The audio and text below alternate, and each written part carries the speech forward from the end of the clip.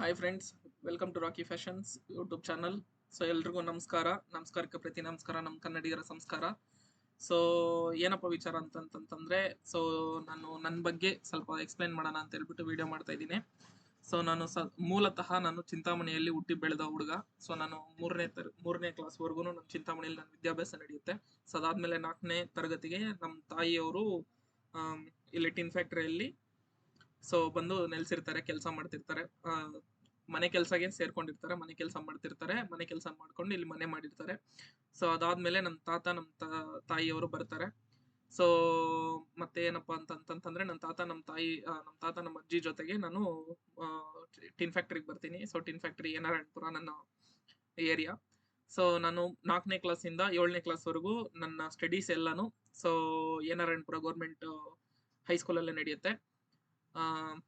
ಮತ್ತೆ ಅಲ್ಲಿಂದ 8ನೇ ಕ್ಲಾಸ್ಗೆ ನಾನು KR ಪುರಂ ಬರ್ಬೇಕಾಗುತ್ತೆ.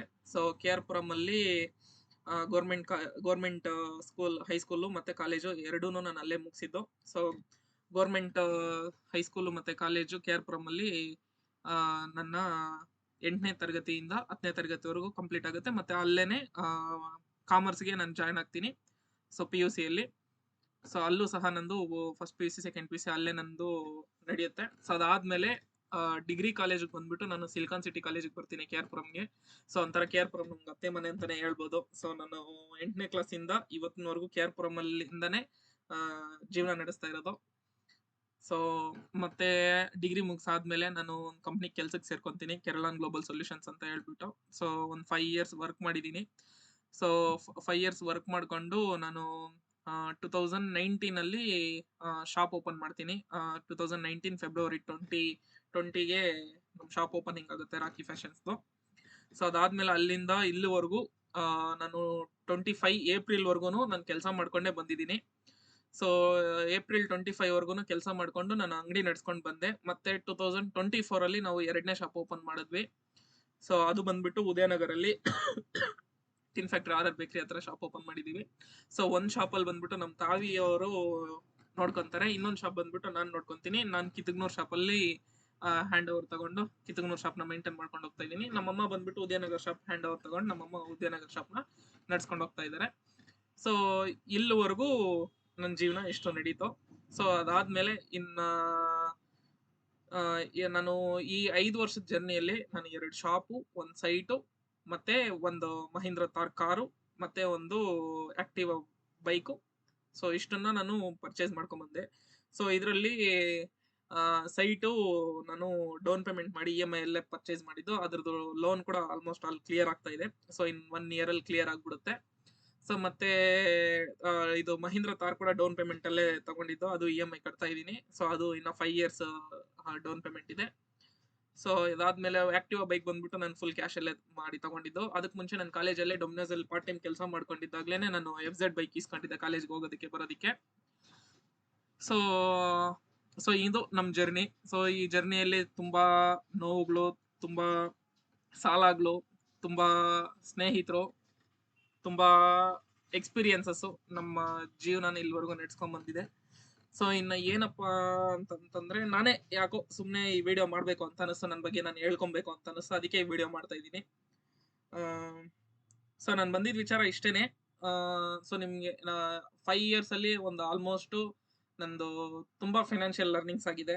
ಸೊ EMI ಇದಾಗಿರ್ಬೋದು, ಸೊ ಸಿಬಿಲ್ಸ್ ಇದಾಗಿರ್ಬೋದು, ಆ ತರ ತುಂಬಾ ಇಶ್ಯೂಸ್ ಫೇಸ್ ಮಾಡ್ಕೊಂಡ್ ಬಂದಿದ್ದೀನಿ. ಸೊ ಅದಾದ್ಮೇಲೆ ಒಂದ್ 2-3 ಕಂಪ್ನಿಯಲ್ಲೂ ನೆಟ್ವರ್ಕ್ ಮಾರ್ಕೆಟಿಂಗ್ ಅಲ್ಲೂ ಜಾಯ್ನ್ ಆಗಿದ್ದೆ. ಸೊ ಅಲ್ಲೂ ಸಹ ಸಕ್ಸಸ್ ಸಿಗ್ಲಿಲ್ಲ ಅನ್ಕೊಂಡಂಗೆ.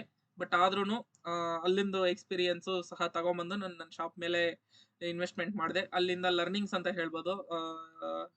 ಎಲ್ಲರೂ ಹೇಳ್ದಂಗೆ learning is the first step of earning ಅಂತ ಹೇಳ್ಬಿಟ್ಟು.